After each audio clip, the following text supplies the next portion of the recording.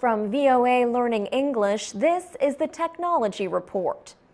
California Governor Jerry Brown wants to increase partnerships between his state and China. The governor traveled to China recently to seek Chinese investment in things like high-speed railways, renewable energy, and electric vehicles.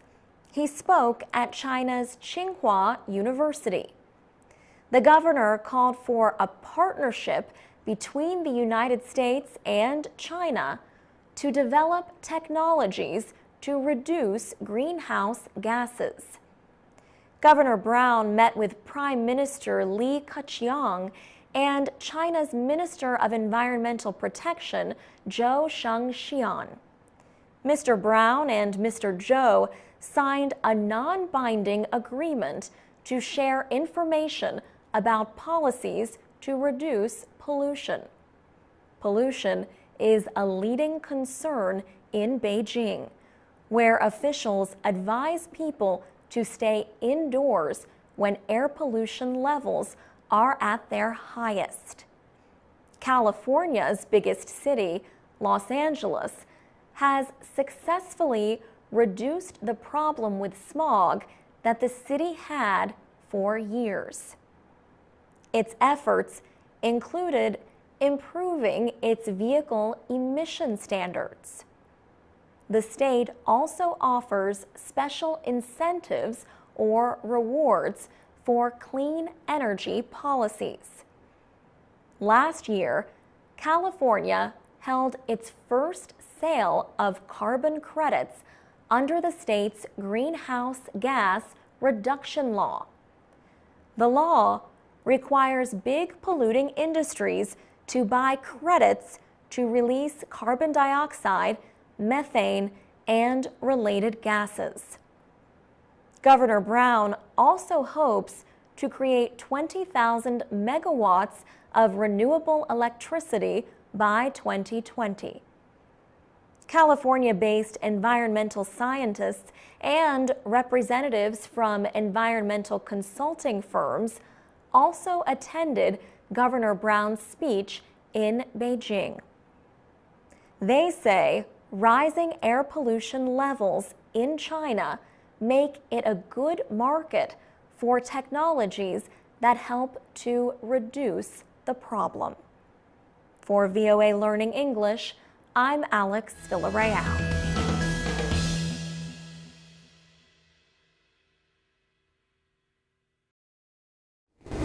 I'm Alex Villarreal with the VOA Special English Development Report. Sunday, October 10th, was World Mental Health Day. This year's observance centered on the relationship between mental health and chronic physical conditions like diabetes and cancer. The World Health Organization says more than 450 million people suffer from poor mental health. The most common disorders are depression and schizophrenia. Mental health experts also include other disorders like drug and alcohol abuse that affect millions of people. Elena Berger is with the World Federation for Mental Health. That organization, based in the United States, held the first World Mental Health Day in 1992. Mrs. Berger says mental health problems are most severe in poor countries that lack the resources to deal with them. She says in developing countries, a huge number of people, up to 85%, cannot get any form of mental health treatment. Experts say about half of all mental health problems first appear before the age of 15. The countries with the highest percentages of young people are in the developing world. That means they are also the countries with the poorest levels of mental health resources. The WHO says many low and middle-income countries have only one child psychiatrist for every 1 to 4 million people. Worldwide, depression is the leading mental health problem and a leading cause of disability. In 2002, the World Health Organization estimated that more than 154 million people suffered from depression. But Elena Berger, from the Mental Health Federation, says other kinds of diseases often get more attention. She says people pay more attention to communicable diseases and not enough attention to mental health conditions. She says these are real disabilities where people are not able to work to their full ability and cannot earn an income. So there is a strong effect on families as well. Mrs. Berger says her organization and the WHO are pushing to have governments include mental health care in their development goals. She says this could greatly improve the availability of treatment and services worldwide. She says people with mental disabilities would be recognized as groups that need special support and not be excluded and ignored.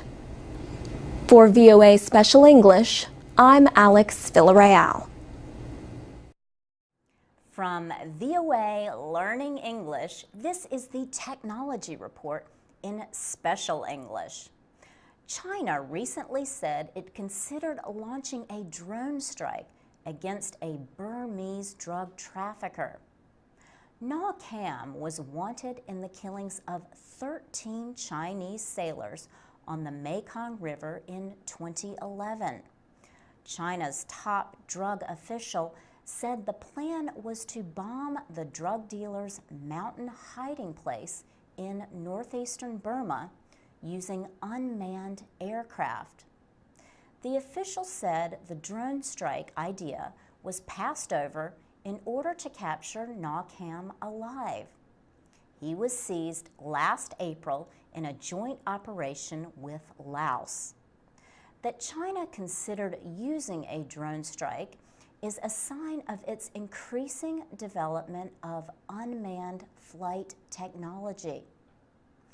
It also suggests that China is seriously considering using drone attacks outside of its borders. Peter Dutton is with the United States Naval War College. He says China is moving away from its earlier policy of non-interference in international affairs. He says the country is becoming more active in protecting its interests beyond its borders. The United States has led the world in drone technology for years. It is known to use UAV, or unmanned aerial vehicle strikes, against foreign targets. In recent years, China has greatly improved its UAV technology. It showed off many of its new models at a recent air show in the country. One of the drones has a range of over 3,200 kilometers. China is also modernizing its global navigation system to compete with those of the United States, Russia, and Europe. The United States exports unmanned aircraft to only a few of its closest allies. China is now seen as an increasingly reliable, lower-cost supplier. Several countries have bought or built their own UAVs, mostly for surveillance purposes. For VOA Learning English, I'm Laurel Bowman. From VOA Learning English, this is the Technology Report in Special English. China has new rules that require people to use their real names when registering for Internet services. The rules also require Internet companies operating in China to remove material said to be objectionable. Chinese lawmakers approved the measures on December 28th at the end of a 5-day meeting of the Standing Committee of the National People's Congress. The new rules say network service providers must strengthen management of information released by users. The providers have been ordered to stop the spread of banned information and to deal with the problem. The Xinhua news agency says those steps include removing the information from the Internet and reporting it to the government.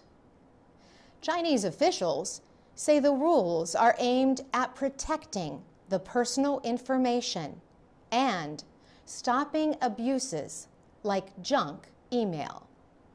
But critics say real name registration will discourage individuals from reporting corruption and official abuses because they are afraid of possible action against them. The new Internet regulations go into effect as the Chinese government campaigns against virtual private networks, or VPNs. Some reports say the government is increasing its effort to block VPNs.